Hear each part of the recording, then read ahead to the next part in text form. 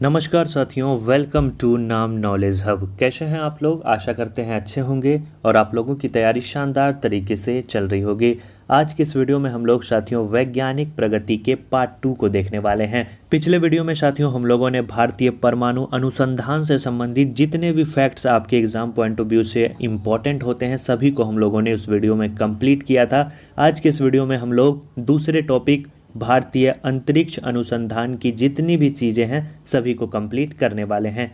तो वीडियो को शुरू से लेकर अंत तक ज़रूर देखिएगा और इस वीडियो से एग्ज़ाम में 2 प्रश्न पूछे जाने की पूरी संभावना है। तो काफ़ी ही इम्पोर्टेंट वीडियो होने वाला है। पिछले वीडियो का साथियों पीडीएफ भी पेड ग्रुप में डाल दिया गया है और उसका टेस्ट भी करवा दिया गया है और पूरी तरीके से सिलेबस बेस्ड जो है आपका टेस्ट सीरीज करवाया जा रहा है ताकि एग्ज़ाम से पहले आपका शानदार रिवीजन हो सके। अगर आप टेस्ट सीरीज़ में नहीं जुड़े हैं तो जल्द से जल्द जुड़ जाइएगा। काफ़ी लोग उसमें जुड़ चुके हैं और शानदार तरीके से पीडीएफ के साथ टेस्ट दे रहे हैं। मॉर्निंग में पीडीएफ भेजा जाता है, शाम में टेस्ट होता है। तो इस टेस्ट सीरीज को बिल्कुल भी मिस मत करिएगा। उन्हीं टॉपिक से टेस्ट करवाया जाता है जहाँ से प्रीवियस ईयर में क्वेश्चन पूछे गए हैं और आपके एग्ज़ाम में क्वेश्चन पूछे जाएंगे। तो जल्द से जल्द इसमें जुड़ जाइएगा। नहीं जुड़े हैं तो 1-2 दिन हुआ है मात्र और प्रीवियस टेस्ट भी आपको मिल जाएगा जो आपका छूटा है। डिस्प्ले पे आपको शो हो रहा होगा। टेलीग्राम पे ये टेस्ट सीरीज़ होता है। 8083813090 पे आपको पेमेंट करना है। नीचे वाले नंबर पे आपको स्क्रीनशॉट भेजना है। जैसे ही आप स्क्रीनशॉट भेजते हैं 15 से 20 मिनट में आपको पेड ग्रुप में ऐड कर दिया जाएगा जहां पे आज का पीडीएफ डाला गया है और आपको उसे पूरे दिन में पढ़ना है और रात 9 बजे लाइव टेस्ट देना है ताकि अन्य लोगों में पता चले कि आपकी स्थिति क्या है। तो चलिए साथियों आगे बढ़ते हैं और इस शानदार टॉपिक को ख़त्म करते हैं और सभी से रिक्वेस्ट है कि जल्द से जल्द उसमें जुड़ जाइएगा।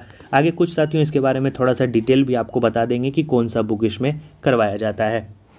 अंतरिक्ष कार्यक्रम की बात करें तो वर्ष 1957 में रूस के उपग्रह स्पुतनिक के सफल परीक्षण के साथ ही विश्व ने अंतरिक्ष युग में प्रवेश कर लिया था। इसके बाद साथियों इसी वर्ष 4 अक्टूबर 1957 को जो विश्व का पहला उपग्रह निकलकर सामने आया वो आया स्पुतनिक 1 जो कि विश्व का पहला उपग्रह माना जाता है। ऐसे भी डायरेक्ट एग्जाम में पूछे जाते हैं। और इसी के कुछ दिनों बाद 3 नवंबर 1957 को स्पुतनिक 2 से लाइका नामक कुत्ते को पहली बार अंतरिक्ष में भेजा गया था। आप यहाँ पे साथियों फिगर में देख रहे होंगे ये लाइका नामक कुत्ता है जिसे पहली बार अंतरिक्ष में स्पुतनिक 2 की सहायता से भेजा गया था। और अंतरिक्ष में स्थापित पहला जो संचार उपग्रह था वो था साथियों स्कोर। 1 साल बाद यानी 1958 में अंतरिक्ष में पहला संचार उपग्रह स्कोर को स्थापित किया गया। पहला जो उपग्रह था वो था स्पुतनिक 1। अगर संचार उपग्रह पूछा जाए तो याद रखना है स्कोर।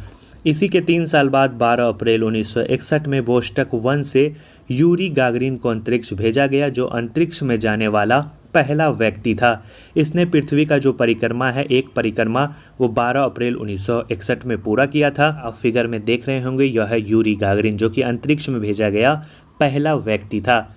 इसके बाद साथियों 4 दिसंबर 1963 में वोस्टक 6 विमान से वैलेंटीना तेरेस्कोवा पहली महिला बनी जो अंतरिक्ष गई। कभी कभी साथियों एग्जाम में पूछा जाता है कि पहले पुरुष कौन थे जो अंतरिक्ष की यात्रा किए थे, तो वो थे यूरी गागरिन। और महिला के बारे में अगर पूछा जाए तो याद रखना है वैलेंटीना तेरेस्कोवा। साथियों 1 लाइनर के फॉर्म में इसीलिए दिए क्योंकि यहाँ से ही डायरेक्ट आपके एग्जाम में क्वेश्चन पूछे जाते हैं। ज़्यादा इसमें आपको पढ़ने की कोई आवश्यकता नहीं है। सोवियत संघ का जो लूना 9 था वो चंद्रमा तल पर उतरने वाला पहला अंतरिक्ष यान माना जाता है। इसके बाद जुलाई 1969 में अपोलो यान से नील आर्मस्ट्रॉन्ग जो पहली बार चंद्रमा पर कदम रखे थे। याद रखना है पूछा जाता है कि चंद्रमा पर कदम रखने वाले पहले व्यक्ति कौन थे, तो याद रखेंगे नील आर्मस्ट्रॉन्ग। और दूसरे व्यक्ति थे एडविन एल्ड्रिन। 19 मई 1971 को मंगल पर पहली बार मार्स मिशन भेजा गया था। ये एक एक पॉइंट से साथियों आपके एग्जाम में क्वेश्चन बन सकते हैं, इसलिए उन्हीं पॉइंट को शामिल किया गया है जिससे एग्जाम में प्रश्न आए। अन्य ऐसी चीज़ों को शामिल नहीं किया गया है जिसे अंत समय में आपको पढ़ने से कोई फ़ायदा ना हो, झूठ का आपका समय बर्बाद हो, इसलिए उन चीज़ों को शामिल इसमें नहीं किया गया है। पॉइंट टू पॉइंट चीज़ें पढ़ना है अंत समय में, बाकी अन्य विषयों पर हमें फोकस करना है। तो ये साथियों विश्व से संबंधित कुछ अंतरिक्ष की एक्टिविटीज़ हैं, जैसे चंद्रमा पर सबसे पहले कौन गया, अंतरिक्ष पर पहले कौन गया, तो इसे हम लोगों ने कंप्लीट किया। अगर भारत के संदर्भ में देखा जाए तो भारत के संदर्भ में भारतीय अंतरिक्ष कार्यक्रम की जो शुरुआत है वो नवंबर 1963 में तिरुवनंतपुरम स्थित सेंट मैरी मैकडेलेन चर्च के एक कमरे से हुई थी। भारतीय अंतरिक्ष कार्यक्रम डॉक्टर विक्रम साराभाई की जो है संकल्पना है, जिसे भारतीय अंतरिक्ष कार्यक्रम का जनक भी कहा जाता है। पूछा जाएगा आपके एग्जाम में प्रश्न कि भारतीय अंतरिक्ष कार्यक्रम का जनक किसे कहा जाता है, तो याद रखना है विक्रम साराभाई को। पिछले वीडियो में साथियों हम लोगों ने देखा कि होमी जहांगीर भाभा को, याद रखना है आपको, परमाणु ऊर्जा कार्यक्रम का जनक माना जाता है और विक्रम साराभाई को अंतरिक्ष कार्यक्रम का जनक माना जाता है। भारतीय राष्ट्रीय अंतरिक्ष अनुसंधान समिति का जो गठन है वो 1962 ईस्वी में प्रसिद्ध अंतरिक्ष वैज्ञानिक विक्रम साराभाई की अध्यक्षता में किया गया, जिसने साथियों परमाणु ऊर्जा विभाग के अंतर्गत कार्य करना प्रारंभ किया। भारतीय राष्ट्रीय अंतरिक्ष अनुसंधान समिति का ही पुनर्गठन करके 15 अगस्त, याद रखना है, मोस्ट इंपॉर्टेंट फैक्ट्स है, 1969 को भारतीय अंतरिक्ष अनुसंधान संस्थान, जिसे हम लोग इसरो के नाम से जानते हैं, इसकी स्थापना की गई थी। भारतीय राष्ट्रीय अंतरिक्ष अनुसंधान समिति का ही साथियों पुनर्गठन करके इसकी स्थापना की गई थी। पूछा जाता है कि इसरो की स्थापना कब हुई, तो याद रखेंगे 15 अगस्त 1969 को। और इसरो का जो मुख्यालय है वो बेंगलुरु कर्नाटक में है। पहले साथियों इसके जो अध्यक्ष थे, प्रथम अध्यक्ष, वो थे डॉक्टर विक्रम साराभाई और वर्तमान में इसके अध्यक्ष आपको पता होना चाहिए कौन है, श्रीधर सोमनाथ यानी एस सोमनाथ, जो कि इसरो के 10वें अध्यक्ष हैं। इसी की अध्यक्षता में साथियों चंद्रयान 3 का सफल परीक्षण भी हुआ है। इसरो का आदर्श वाक्य भी आपके एग्जाम में पूछा जाता है, तो याद रखेंगे इसरो का जो आदर्श वाक्य है वो है मानव जाति की सेवा में अंतरिक्ष प्रौद्योगिकी। मोस्ट इंपॉर्टेंट है, याद रखेंगे। अंतरिक्ष केंद्र और इकाइयां की बात करें, जैसे पूछा जाता है कि विक्रम साराभाई अंतरिक्ष केंद्र कहाँ स्थित है, तो याद रखना है त्रिवेंद्रम तिरुवनंतपुरम में है। इसरो सैटेलाइट केंद्र कहाँ स्थित है, तो बेंगलोर में है। सार सेंटर कहाँ है, तो श्रीहरिकोटा आंध्र प्रदेश में है। द्रव नोदन प्रणाली केंद्र कहाँ स्थित है, तो महेंद्रगिरी तमिलनाडु में है। अंतरिक्ष अनुप्रयोग केंद्र कहाँ है, अहमदाबाद में है। विकास और शैक्षिक संचार इकाई कहाँ स्थित है, तो अहमदाबाद में है। तो अंतरिक्ष केंद्र और उसकी इकाइयों से संबंधित फैक्ट्स भी अगर एग्जाम में पूछा जाए तो आप आसानी पूर्वक उसे बना देंगे। इसके बाद साथियों 19 अप्रैल 1975 में भारत का पहला उपग्रह जो कि आर्यभट्ट था, यूएसएसआर की सहायता से अंतरिक्ष में भेजा गया था कॉस्मोस 3M के द्वारा। याद रखना है ये साथियों यूएसएसआर के बेकानूर अंतरिक्ष केंद्र से जो है इसे अंतरिक्ष में भेजा गया था। याद रखना है भारत का पहला उपग्रह आर्यभट्ट। अगर आपको साथियों पूछा जाए कि भारतीय भूमि से भारतीय प्रक्षेपित प्रथम भारतीय उपग्रह कौन था, तो याद रखना है वो था साथियों आपको रोहिणी SR1। रोहिणी SR1 जो था वो भारतीय भूमि से भारतीय प्रक्षेपित प्रथम भारतीय उपग्रह बना था। प्रक्षेपण यान था साथियों SLV-3। अगर पूछा जाए कि पहला उपग्रह कौन था, आर्यभट्ट, लेकिन आर्यभट्ट यूएसएसआर की सहायता से भेजा गया था। रोहिणी जो है वो पूरी तरह से भारतीय था। 3 अप्रैल 1984 को यूएसएसआर के सहयोग से सोयूज T2 द्वारा अंतरिक्ष में प्रथम भारतीय राकेश शर्मा को भेजा गया था। अब फिगर में देख रहे होंगे। और जब वो साथियों अंतरिक्ष में गए थे तो तभी जो तत्कालीन प्रधानमंत्री थी इंदिरा गांधी, उन्होंने पूछा था कि अंतरिक्ष से भारत कैसा लगता है, तो उनका जवाब था सारे जहां से अच्छा हिंदुस्तान हमारा। कल्पना चावला वर्ष 1997 में मिशन STS-87 में अंतरिक्ष में जाने वाली भारतीय मूल की पहली महिला बनी थी। प्रथम पुरुष जो थे वो राकेश शर्मा थे। महिला की बात करें तो कल्पना चावला थी। 1 फरवरी 2003 को अंतरिक्ष यान कोलंबिया वातावरण में पुनः प्रवेश करने के दौरान नष्ट हो गया और इसमें कल्पना चावला की मृत्यु हो गई और यह इसका दूसरा अंतरिक्ष मिशन था। और भारतीय मूल की जो प्रथम महिला अंतरिक्ष यात्री थी, जैसा कि आपको बताया कल्पना चावला, इन्हीं की स्मृति में मैटसेट का नाम बदलकर कल्पना 1 किया गया। मैटसेट साथियों अगर पूछा जाए तो याद रखना है आपको देश का पहला मौसम संबंधित विशिष्ट उपग्रह है। अब इसका नाम क्या है, कल्पना 1 है। यह क्वेश्चन प्रीवियस ईयर में पूछा गया है। इसके बाद पूछा जाता है एजुसेट। एजुसेट जो है शिक्षा कार्य के लिए समर्पित दुनिया का पहला उपग्रह था। बात करें कार्टोसेट। कार्टोसेट 1 के बारे में पूछा जाता है। यह देश का पहला मैपिंग सैटेलाइट है और इनसेट जो है वो संचार उपग्रह है।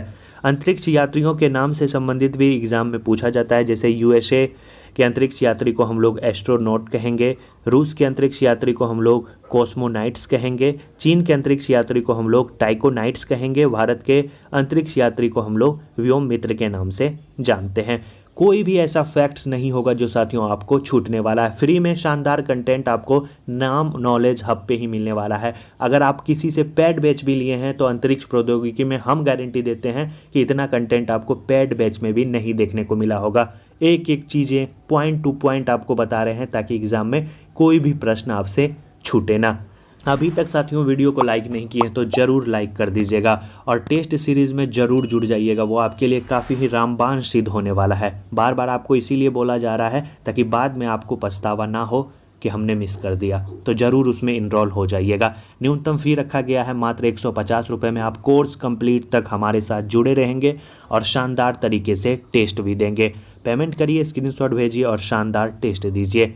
अंतरिक्ष कार्यक्रम के क्षेत्र में भारत का सबसे इम्पोर्टेंट जो पहला मिशन माना जाता है चंद्रयान-1 माना जाता है, जो कि चंद्रमा के लिए समर्पित भारत का पहला मिशन था। 22 अक्टूबर 2008 को ध्रुवीय उपग्रह प्रक्षेपण यान PSLV-C2 के द्वारा चंद्रमा की कक्षा हेतु जो है इसे प्रक्षेपित किया गया था। यह प्रक्षेपण साथियों श्रीहरिकोटा के सतीश धवन अंतरिक्ष केंद्र से किया गया था। चंद्रयान-1 अपने साथ राष्ट्रीय ध्वज तिरंगा भी लेकर गया था और इस ध्वज को मून इम्पैक्ट प्रोब ने चंद्रमा की सतह पर स्थापित किया। चंद्रयान जो 1 था वो साथियों 18 नवंबर 2008 को चंद्रमा की कक्षा में पहुंचा तथा अगस्त 2009 तक सक्रिय रहा था। अमेरिका, रूस, चीन, यूरोपीय संघ एवं जापान के बाद भारत छठा ऐसा देश बना था जो चंद्रमा के लिए यान भेजने में सफल हुआ था। इसके बाद एक पूछा जाता है कि जब चंद्रयान-1 भेजा गया था तभी वर्तमान में इसरो के अध्यक्ष कौन हुआ करते थे, तो याद रखना है चंद्रयान-1 के समय इसरो के जो अध्यक्ष हुआ करते थे वो जी माधवन नायर थे। आगे बढ़ते हैं। इसके बाद मंगल ग्रह पे साथियों मंगलयान भेजा गया। मंगलयान जो है पूर्ण रूप से भारतीय वैज्ञानिक के द्वारा तैयार किया गया था। यह यान 5 नवंबर 2013 को आंध्र प्रदेश स्थित सतीश धवन अंतरिक्ष केंद्र से भेजा गया था और इसे PSLV-25 के द्वारा सफलतापूर्वक छोड़ा गया था। 24 सितंबर 2014 को यह मंगल कक्षा में प्रवेश कर गया। इस उपलब्धि के साथ ही भारत अपने पहले प्रयास में ही मंगल तक पहुंचने वाला पहला देश भी बन गया। इसके बाद रूस, अमेरिका तथा यूरोपीय संघ के बाद मंगल तक पहुंचने वाला कुल चौथा देश बन गया। आगे बढ़ते हैं। तभी वर्तमान में इसरो के अध्यक्ष हुआ करते थे के राधाकृष्णन।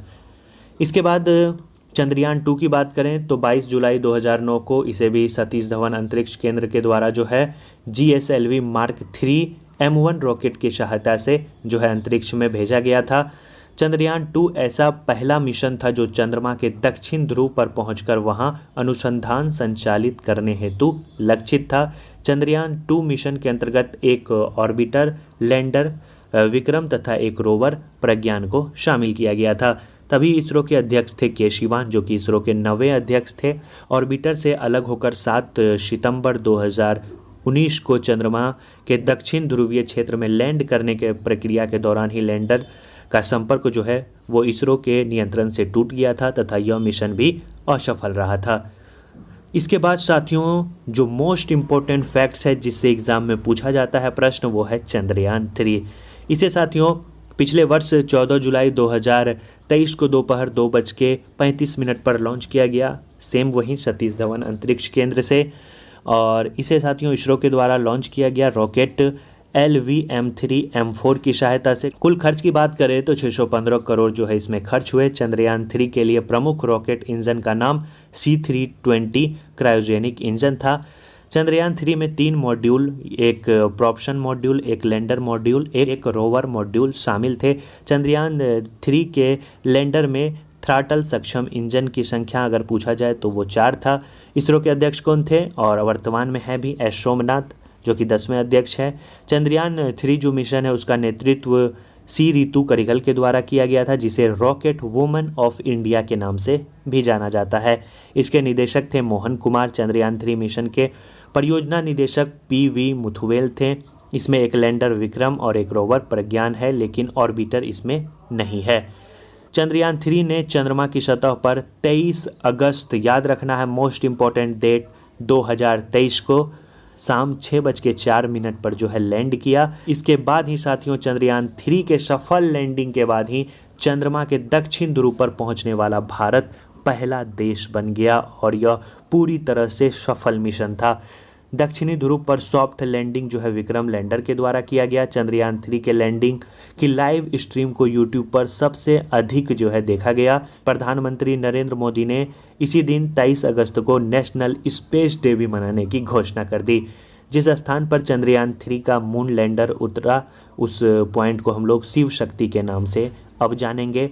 पहला चंद्रयान मिशन की बात करें तो आपको बताया 22 अक्टूबर 2008 को किया गया, दूसरा 22 जुलाई 2019 को और तीसरा आपने देखा 2023 को 23 अगस्त को। याद रखना है 2023 23 अगस्त, भूलिएगा मत ये डे, क्योंकि इस दिन नेशनल स्पेस डे भी मनाने की घोषणा की गई। अब हम लोग लास्ट पॉइंट की चर्चा करते हैं, वो है आदित्य L1 मिशन, क्योंकि यह मिशन भी साथियों आपके लिए इम्पोर्टेंट है। यह सूर्य का अध्ययन करने वाला भारत का पहला अंतरिक्ष मिशन है। 2 सितंबर 2023 को 10:50 पर जो है इसे भी सतीश धवन स्पेस सेंटर से लॉन्च किया गया PSLV XL C57 की सहायता से। आदित्य L1 जो है वो साथियों सूर्य पृथ्वी प्रणाली के लैग्रेंजियन पॉइंट यानी L1 के पास हेलो ऑर्बिट में स्थापित किया जाएगा। लैग्रेंजियन पॉइंट 1 का नाम आपको याद रखना है इतालवी फ्रांसीसी गणितज्ञ जोसेफ लुइस लैग्रेंज के नाम पर रखा गया था। इस मिशन के साथ 7 पेलोड भेजे गए थे। याद रखना है मोस्ट इंपॉर्टेंट है, पूछा जाता है क्वेश्चन।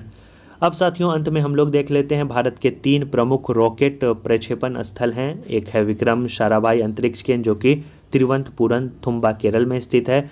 दूसरा सतीश धवन अंतरिक्ष केंद्र है जो श्रीहरिकोटा आंध्र प्रदेश में है। तीसरा अब्दुल कलाम द्वीप है जो भद्रक ओडिशा में स्थित है। प्रक्षेपण यान की बात करें, जैसे SLV का फुल फॉर्म पूछा जाता है तो याद रखना है सैटेलाइट लॉन्च व्हीकल। ASLV का पूछा जाए तो आप याद रखना है augmented satellite launch vehicle. PSLV के बारे में पूछा जाए तो याद रखना है polar satellite launch vehicle. GSLV के बारे में पूछा जाए तो याद रखना है जियो स्टेशनरी और जियो सिंक्रोनस सैटेलाइट लॉन्च व्हीकल। तो आशा करते हैं अगर प्रश्न पूछा जाएगा फुल फॉर्म से भी रिलेटेड तो आप आसानी से हल कर पाएंगे। तो इस वीडियो में साथियों हम लोगों ने अंतरिक्ष से संबंधित जितनी भी एक्टिविटीज़ हैं उसे कंप्लीट कर लिया। अंतरिक्ष प्रौद्योगिकी में इससे बाहर आपके एग्जाम में कोई प्रश्न नहीं पूछा जाएगा। तो वीडियो को लाइक कर दीजिए, कंटेंट अच्छा लगा है तो चैनल को जरूर सब्सक्राइब कर दीजिए और साथियों जल्द से जल्द 50,000 सब्सक्राइबर कंप्लीट कर दीजिए। मिलते हैं साथियों नेक्स्ट वीडियो में। अपनी तैयारी जारी रखिए, रिवीजन करिए और टेस्ट सीरीज में जरूर जुड़िए। धन्यवाद साथियों।